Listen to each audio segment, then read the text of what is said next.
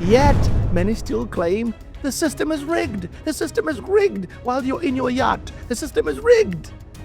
If this system is rigged, guys, may I ask, no other nation in history has done more or even paid more to confront and correct the sin of racial injustice, then how come we still cry systemic racism when we actually can't change the system? How come this black man is thinking this way? Yeah.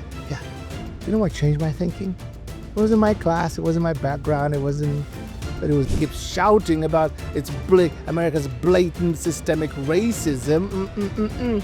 Africans are still coming, blacks are still coming. Why? Hello, this is Dr. Dennis, and welcome to Honest Conversations, a platform where we do just that, talk candidly, honestly about success, about achievement, about family, relationships, faith, God, attitude, life itself. We're going to talk about life, and today's topic is agency. Now,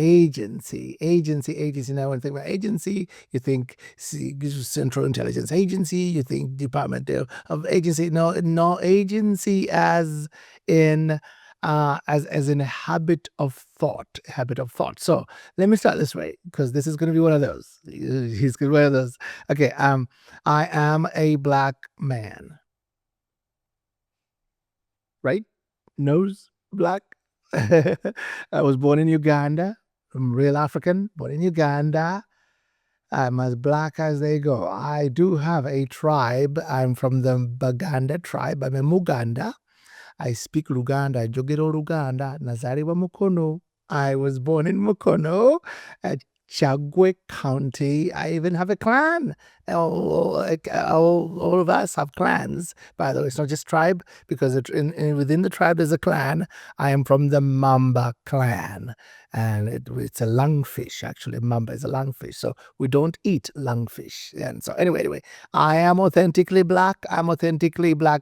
So, and I say that, and you'll understand why, because evidently blackness these days is not a matter of just pigmentation, just like sex. It has become like what you think you are or how you identify. I don't just identify as black, I am black. So let me go here. So keep that in mind as I talk, and you'll understand why. But it's 1998. So my friends and I migrate to America. We visit America, and I remember the first time I went to a real, and we always want to do this from when we were younger. We went to Los Angeles, the home of Hollywood. Hollywood is right there. But it was 1998, and if those who remember, the city was on the edge from these riots, Rodney King riots. In fact, rival gangs had to agree to a truce just to let us pass through their neighborhood to go to this place where we were invited to sing. We were a music group, and so one of our hosts, we were just all perplexed, because whenever we got, and even today, whenever I get into these circle situations where danger, I have this intense fight, flee, fight. That hormone goes to a 10 because of my childhood. I was my earliest memory. I'm jumping over bodies. There's soldiers coming. They are coming house to house. So running, fleeing for my life. That is like, even when I hear fireworks, if I'm not warned, there's fireworks. I go into 10. I go to heightened emergency mode. So we're all heightened. All of us are watching around because this just like, it's chaotic. It's chaotic. These were race riots had just happened. So the city is an edge. So they bring us into a group from Africa to sing in this neighborhood in Compton. So one of our hosts, who was an African American, said, "Hey, fellas, so we're just, man, why? Why are you burning the city? Okay, these tires, this is, no, no, no, please don't burn. America is beautiful. America, don't do because we didn't want beautiful America was it going to devolve into what we grew up under? Chaos and just squalid chaos. So we were all heightened. So, this guy says, our host says, fellas, he said, all this is caused by white people. They created these squalid conditions by pushing drugs and income inequality into our communities. So I'm like, oh, wow, wow, wow. Of course, there was truth in that. There was truth because, of course, drugs, big market, narcotics, big market, definitely profitable, and yeah, good business. And so the idea but the idea that the lack of what I call black uplift among blacks was purely the result of white supremacy or racial suppression it struck me as just a hard pill to swallow. I must admit, to me it sounded a bit sort of like a cop out, or at best maybe a tragic sense of what I call intellectual laziness. Just it's because I thought, here's my thinking. I'm thinking, how on earth are white people preventing us? Because I'm black, I was there. And as soon as we go into Compton, I could identify with fellow blacks. So I'm thinking, us, they're killing us. Whites have caused this. I'm trying to relate to that, but I'm thinking, okay, wait. How on earth are white people preventing us, super smart, able-bodied black men and women, from, first of all, moving out of this environment? Because I looked around, I'm thinking, everything is run down. Okay, I know the riots are new, but this has been like this. This is not good. This is just over the hill. Things are looking so much nicer, better. Really, this is all white. Okay. I'm thinking, okay, but okay, I don't think you get. So what's holding us from breaking this cycle of what I could obviously see as generational poverty, generational stagnation? Where are the walls keeping us from building a better life? And so, in my ignorance, I asked my host that question. But wait, actually, one of us, my friend did, because we were talking in Luganda. Is it white people caused all this? So my friend said, he asked the question. Oh boy, shh, shut up. Because our host was black, like us, got irritated by the question. He said, y'all don't understand. Y'all just got here, he said. And we're like, oh, yeah, we did. You don't know our problems, he said. Of course, we didn't have a clue what it's like to be a black man in oppressive America.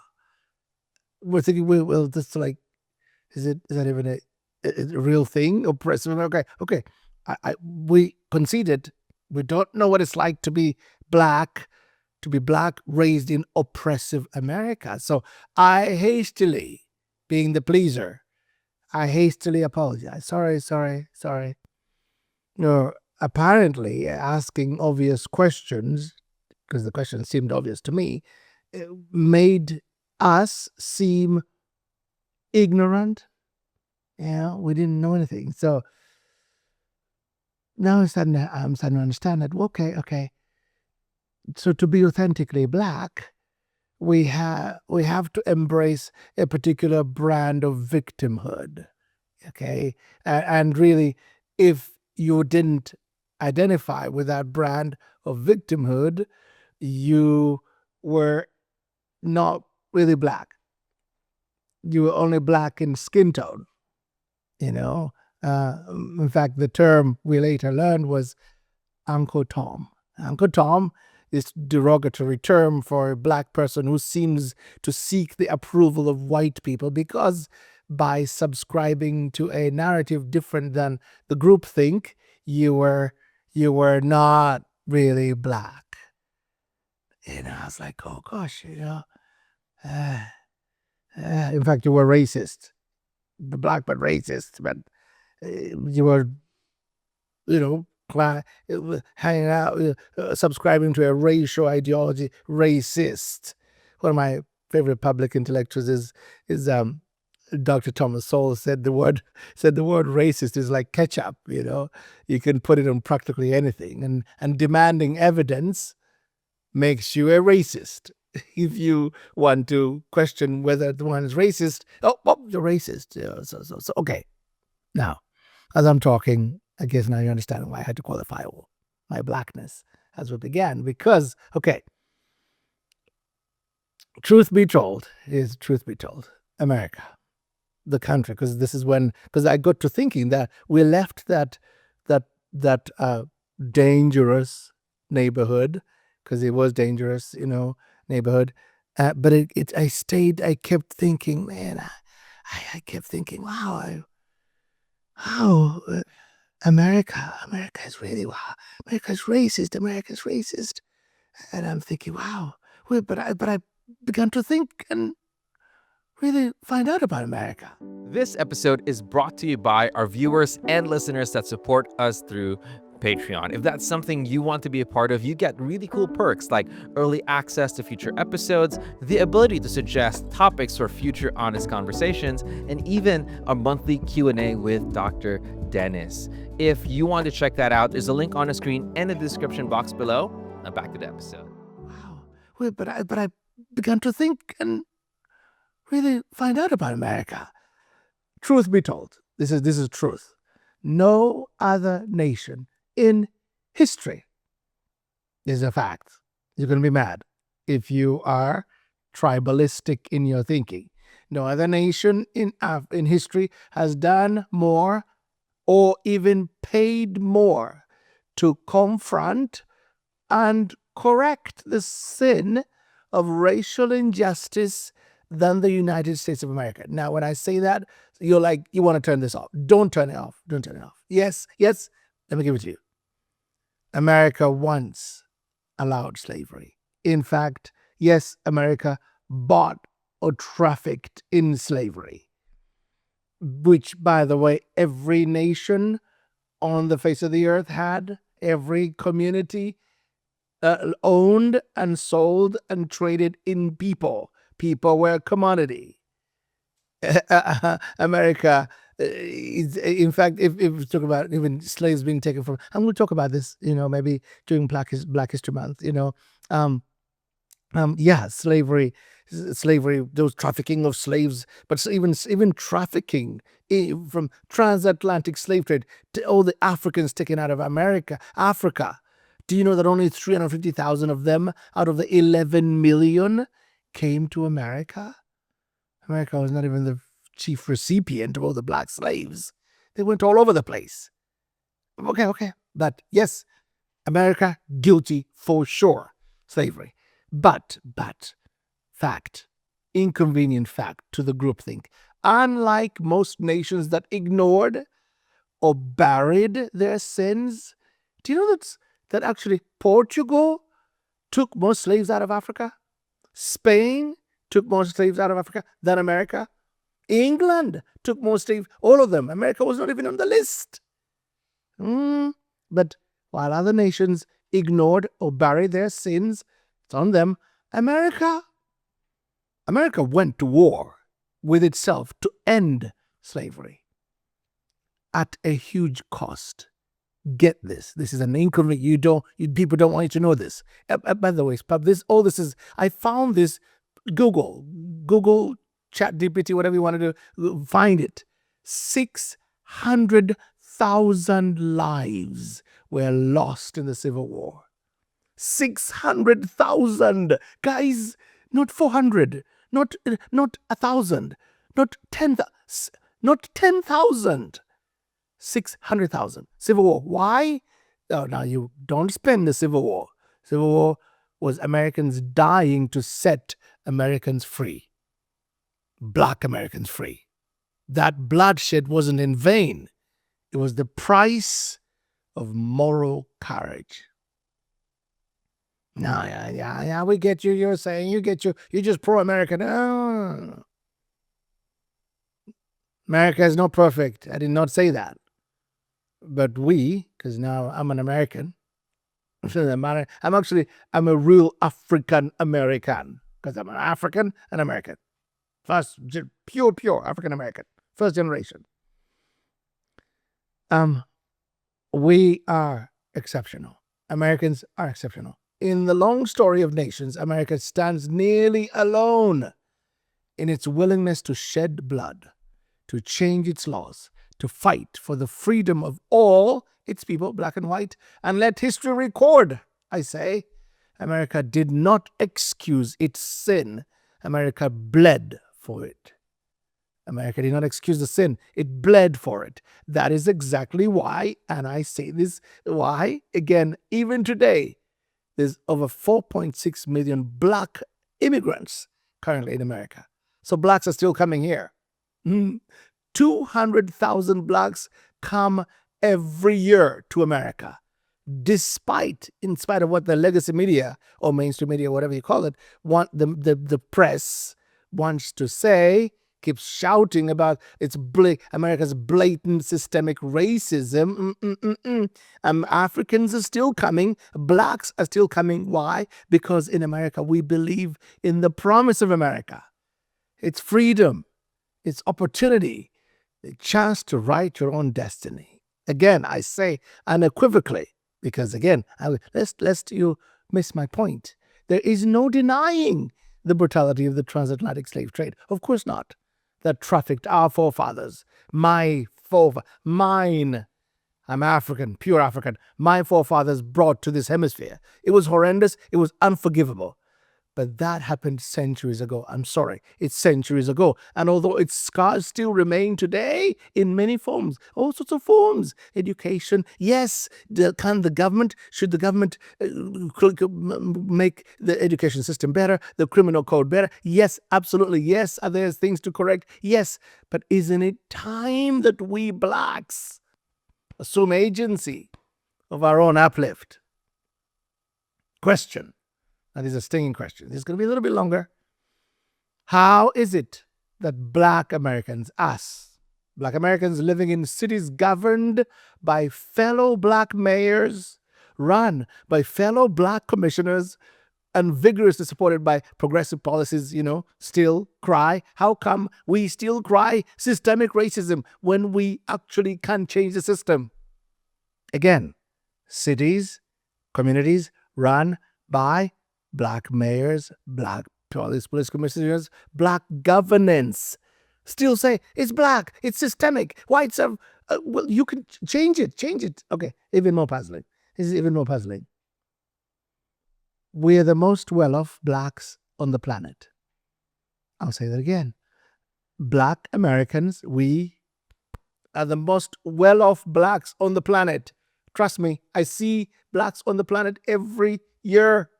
There are Brazilian blacks, there are African blacks all over Africa. There are blacks in Australia, Aboriginals. There are blacks all over. We are the most well-off blacks on the planet. And, okay, one more. Black athletes, black actors, black musicians, black comedians. They're some of the wealthiest people on the planet. I'll say it again. Black athletes, black actors, black musicians, black comedians. Oh, yeah. Some of the wealthiest blacks in the world. People, period, on the world. Yet, many still claim the system is rigged. The system is rigged while you're in your yacht. The system is rigged. If this system is rigged, guys, may I ask, please? And this is, okay, let me echo a voice that I've heard across the world from Africans. They're saying, if that system is rigged, that system that can produce a black president, a black vice president, a black secretary of state, black generals, black CEOs, black global superstars, then perhaps the system isn't quite as rigged as we're told. Maybe, just maybe, our uplift is on us. You know why I think this way? Because some are thinking, How come this black man is thinking this way? Yeah. You know what changed my thinking? It wasn't my class, it wasn't my background, but it was the acquisition of what I call human capital. Human capital means I learned to focus. I developed tenacity. I wasn't going to whine and whine and whine. I learned to cultivate a winning attitude. Come on. Even though I'm down, I'm going to get up. I learned to surround myself with the right people. You can't hang out with squalid,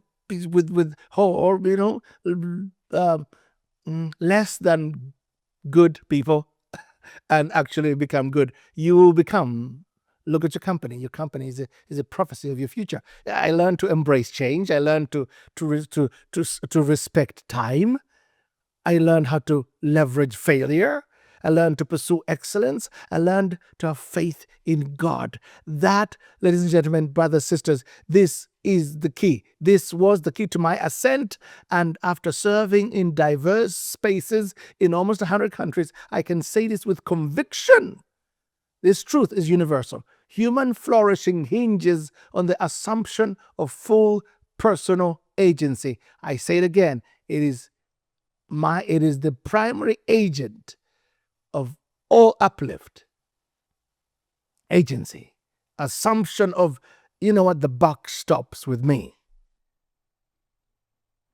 And that, brothers, sisters, ladies and gentlemen, is our honest conversation. If something stirred you today, and I'm sure there's a lot of people stirred up, don't keep it to yourself. Share. There's a bunch of people who need to hear this.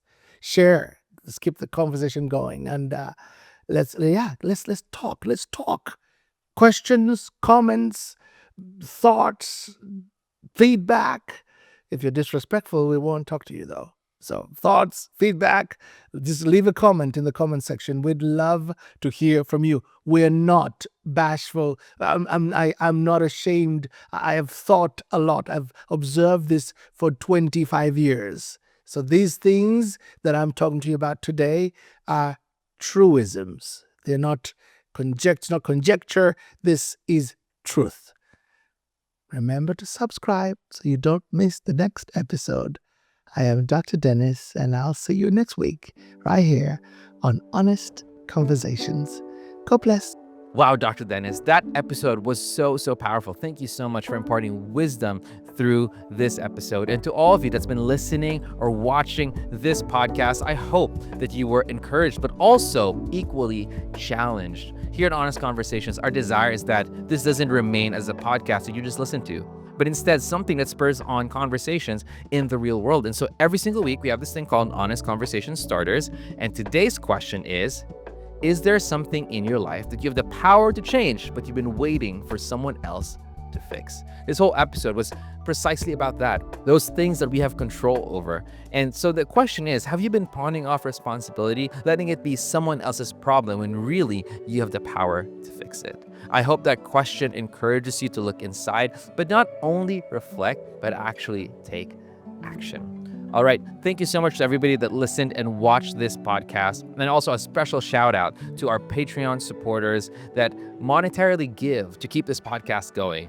And even bigger shout out to our off the record Patreon supporters. That is the top tier of support on Patreon. And if you are one of those members, you are seeing your name on the screen right about now. Thank you so much for your support. We are so grateful. And honestly, we literally cannot do this without you. All right, that is it for today's episode. We cannot wait to have you join us once more in the next episode of Honest Conversations.